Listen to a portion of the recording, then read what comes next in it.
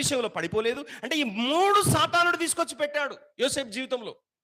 కాలు చిక్కుబడకుండా యోసేపును కాపాడింది ఏంటంటే దేవుని జ్ఞానం. చెప్పలు కొడుతుంది మేపరుసాం హల్లెలూయా.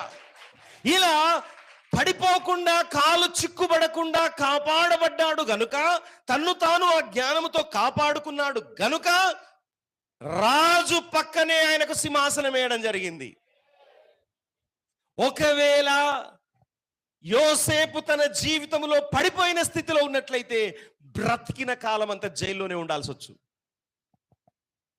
చచ్చిపోయేదాకా జైల్లోనే ఉండాల్సి వచ్చు. హలో,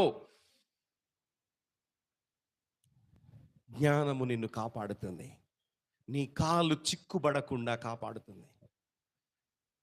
శోధన సాతానుడు తీసుకొస్తాడు, పడగొట్టడానికి ప్రయత్నం చేస్తాడు, ఆఖరికి ఏం లేకపోతే నిన్ను నువ్వు హెచ్చించుకోవటానికి చేస్తాడు.